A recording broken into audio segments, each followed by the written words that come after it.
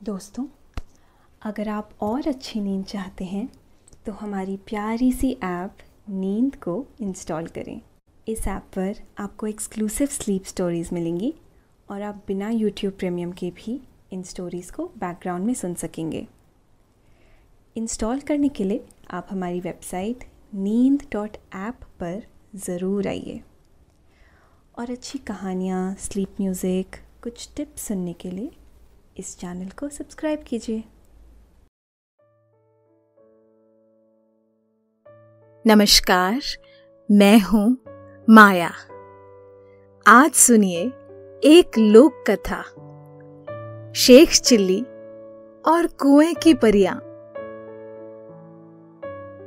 एक आदमी था, वह बड़ा ही निकट्टू था। कोई कामकाज नहीं करता था, अव्वल दर्जे का कामचोर। दिन भर पड़ा रहता, बीवी बकती झकती रहती। एक दिन बीवी ने फरमान सुना दिया कि घर में कुछ भी खाने को नहीं बचा है, इसलिए अब वह कमाने के लिए जाए। अगर उसने कमाई नहीं की तो वह उसे घर में घुसने नहीं देगी। मजबूर होकर वह आदमी चल दिया। जाते वक्त बीवी ने उसे 4 रोटियां और नमक दिया। वह आदमी चलते चलते काफी दूर निकल आया। दोपहर सर पर घिर आई। कुछ दूर जाने के बाद उसे एक बाग मिला। बाग में एक पुराना कुआं था। वह आदमी कुएं की जगत पर बैठ गया। इत्तेफाकन उस कुएं के अंदर 4 परियां रहती थी। इसके बाद क्या हुआ इस कहानी में, यह हम आपको आगे बताएंगे। लेकिन पहले आप अपने आसपास की सारी लाइट्स ऑफ करके आराम से लेट जाएं। अपनी आंखें धीरे से बंद कर लीजिए। अब थोड़ा सा अपने शरीर को आराम दीजिए, थोड़ा और आराम। अपने शरीर को बिल्कुल ढीला छोड़ दीजिए। कोई टेंशन नहीं, कोई तनाव नहीं। अपने दिमाग में चल रहे सभी विचारों को, चिंताओं को त्याग दें। एक शांति सी महसूस करें। सब नेगेटिव, पॉजिटिव विचारों को धीरे धीरे निकाल दें। हाथों को सीधा करके अपनी कमर के साइड में रख लीजिए। अपनी सांस पर ध्यान लगाएं। इसको धीमे या तेज नहीं करना है, बस ध्यान देना है कि कैसे वो आपके नाक, गले में होते हुए फेफड़ों में आ रही है और आपके फेफड़े फूल रहे हैं, और कैसे वो आपके फेफड़ों से वापस गले और नाक के माध्यम से वापस निकल रही है, और आपके फेफड़े थोड़े सिकुड़ रहे हैं। मन शांत, एकदम शांत होता जा रहा है। आप बहुत अच्छा महसूस कर रहे हैं। खुद को काफी हल्का फील कर रहे हैं। सब तरफ शांति ही शांति है, सुकून है, खामोशी है।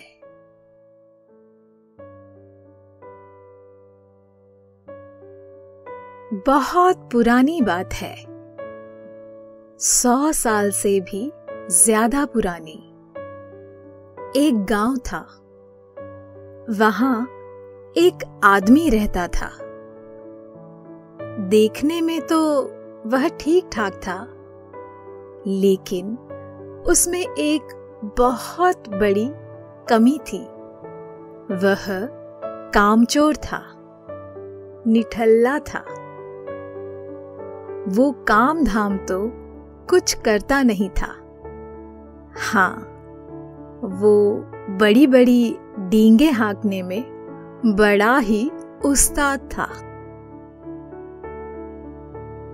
उसकी ऊल जलूल बातों की वजह से ही इलाके के लोग उसे शेख चिल्ली कहा करते थे। कामकाज ना करने की वजह से शेख चिल्ली के घर की आर्थिक स्थिति अच्छी नहीं थी।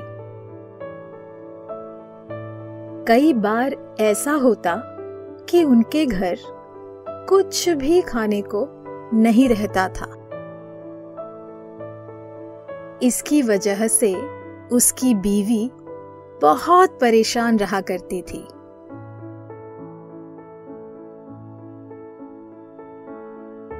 एक दिन उसकी बीवी बहुत नाराज हुई। कहा कि तुम कुछ कामकाज करते नहीं हो, ऐसे हमारा गुजारा कैसे होगा। हमेशा की तरह शेख चिल्ली बातें बनाने लगा, लेकिन उसकी बीवी ने उसकी एक नहीं सुनी। उसने साफ कह दिया कि अब मैं तुम्हें तब ही घर में घुसने दूंगी जब तुम कुछ कमा कर लाओगे। शेख चिल्ली परेशान हाल घर के बाहर बैठा रहा। कुछ देर बाद उसकी बीवी घर के अंदर से निकली और उसके हाथ में एक रुमाल पकड़ाते हुए कहा, इसमें 4 रोटियां और नमक रखा हुआ है, इसे जब भूख लगे खा लेना। और अब तुम यहां से जाओ और कुछ कमा कर लाओ। शेख चिल्ली ने बीवी की तरफ देखते हुए कहा, नमक रोटी, कुछ दाल सालन नहीं है क्या? उसके इस सवाल पर बीवी ने नाराज होते हुए कहा, जो घर में था दे दिया, अब तुम काम की तलाश में यहां से निकलो।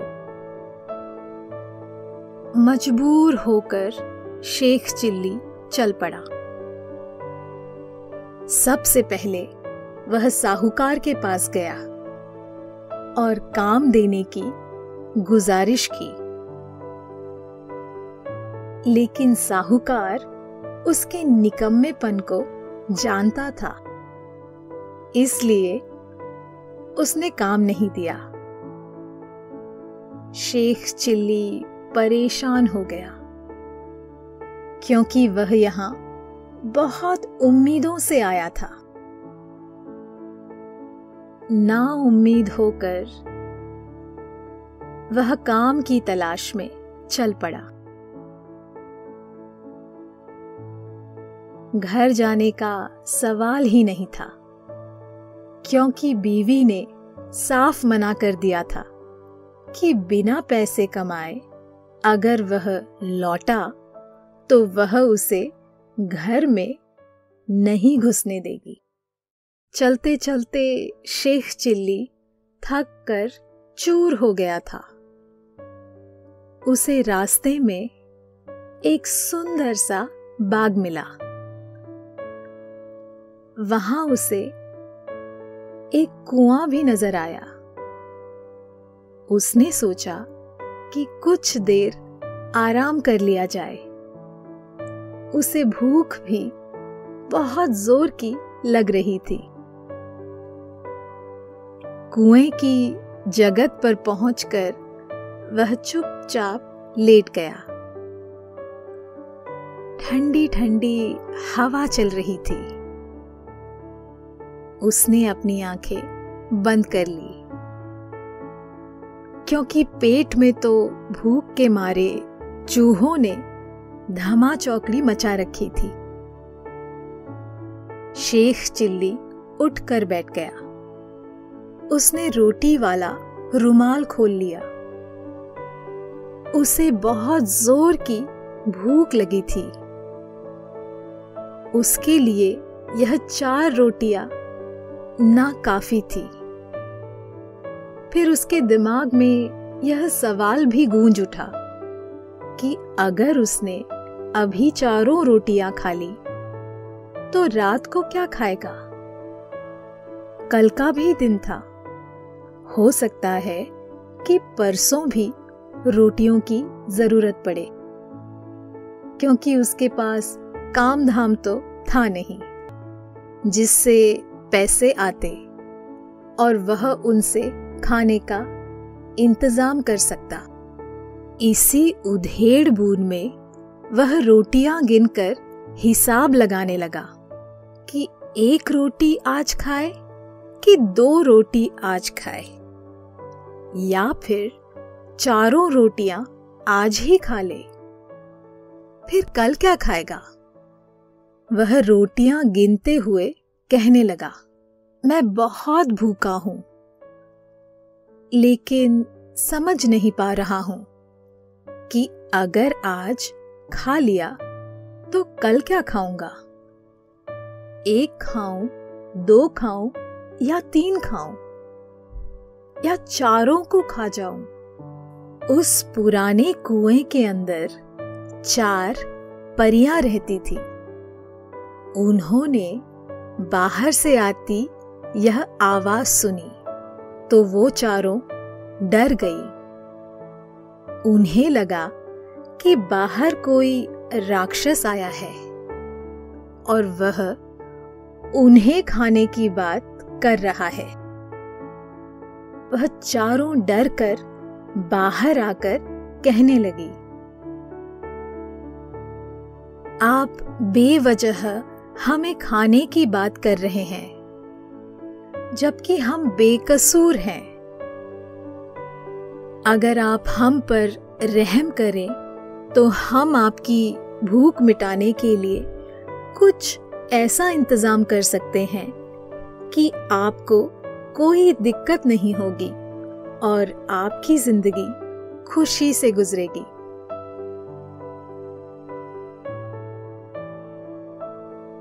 शेख चिल्ली परियों को सामने देखकर मुंह फाड़े उन्हें देखे जा रहा था।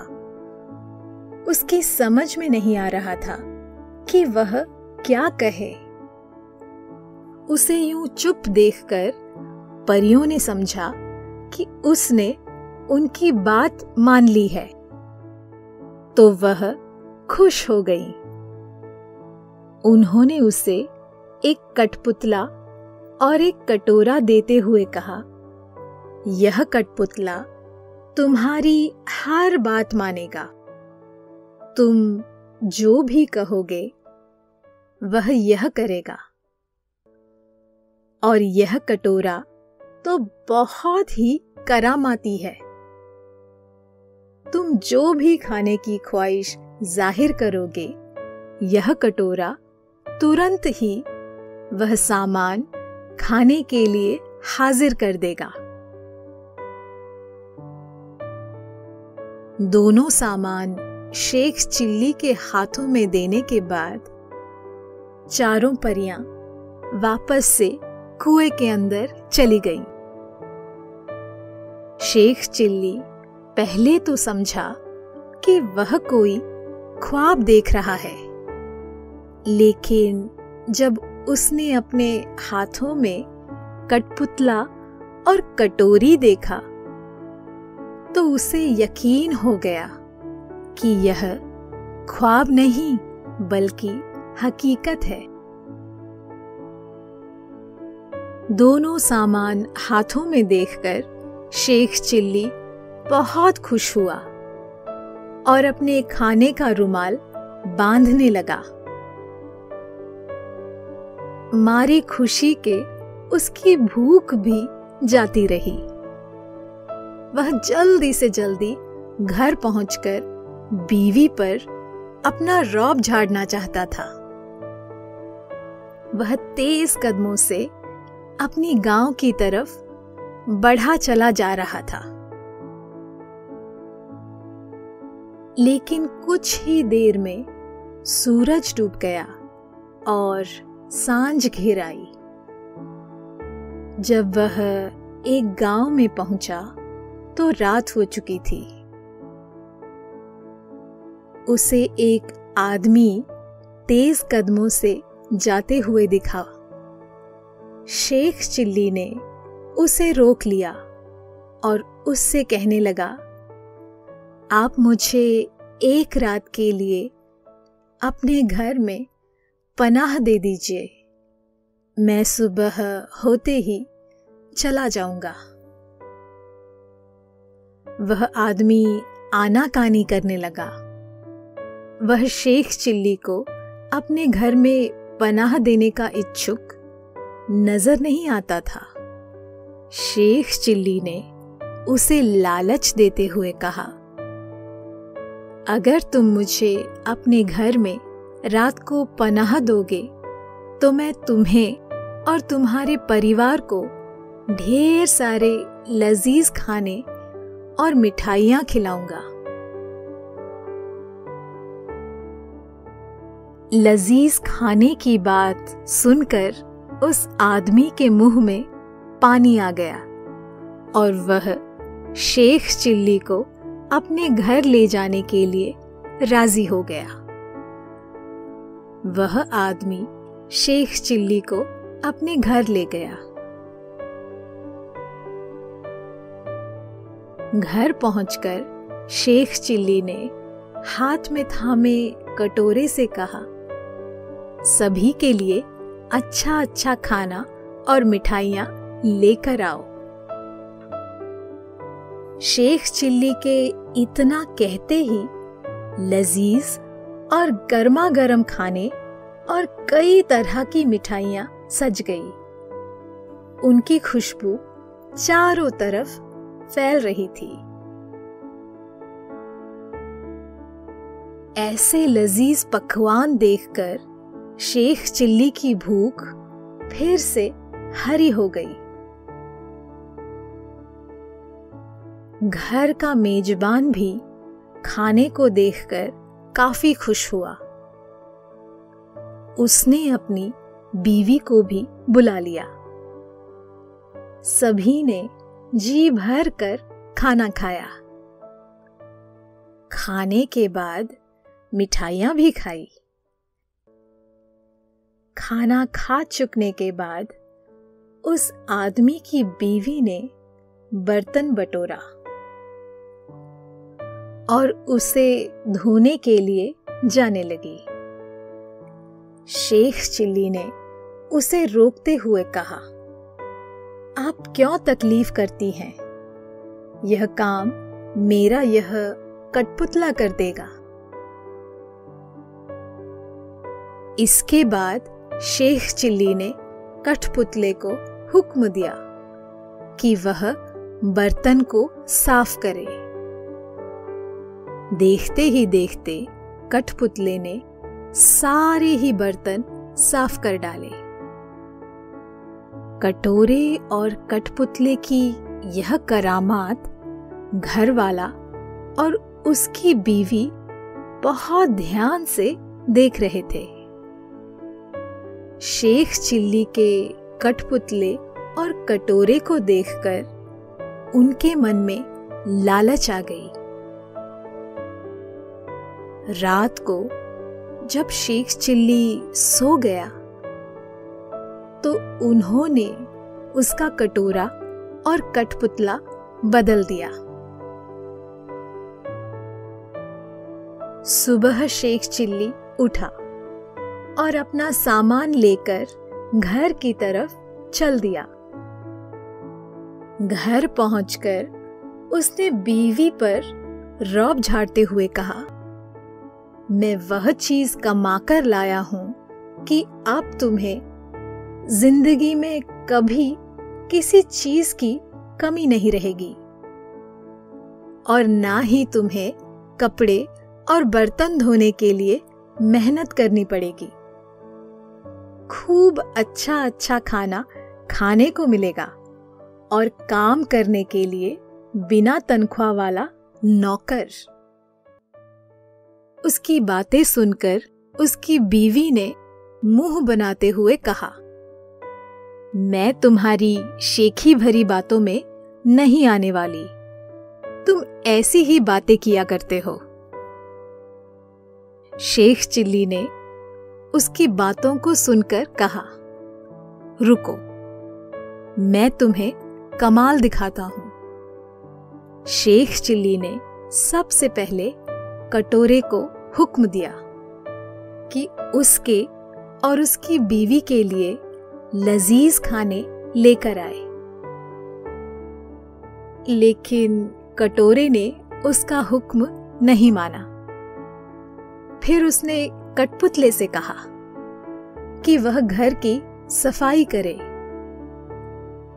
लेकिन कठपुतले ने भी उसकी कोई बात नहीं सुनी, क्योंकि दोनों ही नकली थे।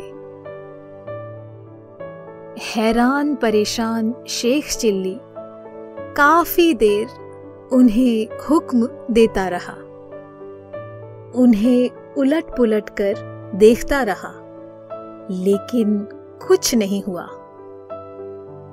शेख चिल्ली की बीवी उसकी उन ऊल जलूल हरकतों को ध्यान से देखती रही। वह काफी गुस्सा हो गई। उसने शेख चिल्ली से कहा, तुम निकट्टू हो, तुम्हें कोई काम धाम नहीं करना है। तुम इस तरह मुझे धोखा नहीं दे सकते हो। यहां से दफा हो जाओ और जाकर कुछ कमा धमा कर लाओ। घर में खाने के लिए कुछ नहीं है। उन चीजों के काम न करने से शेख चिल्ली पहले ही काफी परेशान था और ऊपर से बीवी के ऐसे उलाहने सुने तो वह और खिसिया गया और वहां से चल दिया। उसके हाथ में रोटी वाला वह रुमाल अब भी था। वह उदास परेशान चला जा रहा था। उसे कुछ भी होशो हवास नहीं था। इत्तफाकन वह फिर से उसी कुएं के पास पहुंचकर बैठ गया और रोने लगा। उसका रोना सुनकर परियां बाहर निकल आई। उन्होंने अपने सामने उसी आदमी को पाया जिसे वह राक्षस समझ रही थी। परियों ने शेख चिल्ली के रोने की वजह पूछी। उसने उनसे शिकायती लहजे में कहा कि न तुम्हारा कटोरा काम करता है और न कठपुतला। उसकी बात सुनने के बाद परियों ने कहा, तुम हमें पूरा किस्सा सुनाओ कि आखिर हुआ क्या। शेख चिल्ली ने परियों को शुरू से आखिर तक पूरी दास्तान कह सुनाई। पूरी बात सुनने के बाद परियों को हंसी आ गई।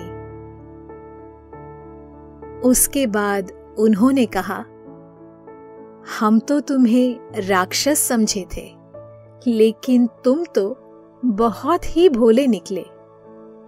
तुम्हारा कटोरा और कठपुतला उन्हीं लोगों ने चुराया है जहां तुम रात को ठहरे थे। हमें तुम्हारा भोलापन पसंद आया, इसलिए हम तुम्हारी मदद करेंगे। इस बार हम तुम्हें एक रस्सी और डंडा दे रहे हैं। तुम रस्सी और डंडे की मदद से उनसे वह सामान वापस पा सकते हो। परियों ने शेख चिल्ली को दोनों सामान दिए और वापस कुएं में चली गईं। शेख चिल्ली वहां से वापस चल दिया। उस गांव में पहुंचकर वह सीधे उस आदमी के घर गया। इत्तेफाकन वह घर के बाहर ही मिल गया। उसने शेख चिल्ली को पहचान लिया। वह थोड़ा परेशान हुआ कि कहीं शेख चिल्ली को उसका सामान बदल जाने का पता तो नहीं चल गया। लेकिन शेख चिल्ली ने उससे उस बारे में कोई बात नहीं की और उससे कहा, इस बार मैं तुम्हें कुछ और करतब दिखाता हूं। वह आदमी खुश हो गया कि शेख चिल्ली उससे अपने सामान के बारे में कुछ नहीं पूछ रहा है। लालच में उसने शेख चिल्ली को अपने घर ठहरने की इजाजत दे दी। उसने मन में सोचा कि वह फिर से इस आदमी से जादुई सामान ठग लेगा। शेख चिल्ली ने उस आदमी से अपनी बीवी को भी बुला लेने को कहा। बीवी और वह आदमी जब पास पास बैठ गए तो शेख चिल्ली ने रस्सी को हुक्म दिया कि दोनों को जकड़ ले। रस्सी ने तुरंत ही उसकी बात मान ली। उसके बाद उसने डंडे को हुक्म दिया कि इनकी कायदे से खातिरदारी की जाए। डंडे ने भी हुक्म की तामील की और डंडा जोर जोर से दोनों पर बजने लगा। वह दोनों माफी मांगने लगे। शेख चिल्ली ने उनसे कहा, तुमने मुझे रात में ठहरने के लिए जगह दी, इसलिए मैंने तुम्हारे साथ भलाई की। बदले में तुमने मेरे सामान ही चुरा लिए। दोनों ने वादा किया कि वह उसका सामान वापस कर देंगे, वह उन्हें माफ कर दे। शेख चिल्ली ने डंडे और रस्सी को हुक्म दिया और नतीजे में उन दोनों की पिटाई बंद हो गई और रस्सी भी खुल गई। मियां बीवी भागकर अंदर गए और दोनों सामान लाकर शेख चिल्ली के हवाले कर दिया। अपने दोनों सामान वापस पाकर शेख चिल्ली खुशी खुशी घर की तरफ चल दिया। घर पहुंचने पर शेख चिल्ली खुशी खुशी अंदर गया। बीवी उदास बैठी थी। वह बीवी के बगल में जाकर बैठ गया। इससे पहले कि बीवी कुछ कहती, उसने कटोरे को हुक्म दिया कि तरह तरह के लजीज पकवान सजा दिए जाएं। देखते ही देखते तमाम तरह के मजेदार खाने सज गए। उसके बाद उसने कठपुतले से कहा कि वह घर की साफ सफाई में लग जाए। कठपुतला भी तुरंत हुक्म पूरा करने में लग गया। बीवी ने यह सब देखा तो बहुत खुश हुई। दोनों ने साथ बैठकर खाना खाया। बीवी बहुत खुश थी। उसने काफी दिनों बाद पेट भरकर मजेदार खाना खाया था। उसके बाद कठपुतली ने बर्तन साफ कर दिए। शेख चिल्ली ने वादा किया कि वह सिर्फ इस कटोरे के भरोसे नहीं रहेगा, वह मेहनत करेगा और पैसे कमाएगा। शेख चिल्ली ने बीवी की बात मान ली और दोनों हंसी खुशी रहने लगे। अभी आपने यह कहानी सुनी। अब आपके सोने का वक्त हो गया है। नींद आपकी आंखों में भरती जा रही है। आपकी पलकें बोझिल हो रही हैं और अब आप आहिस्ता आहिस्ता नींद की वादियों में उतरते जा रहे हैं, उतरते जा रहे हैं।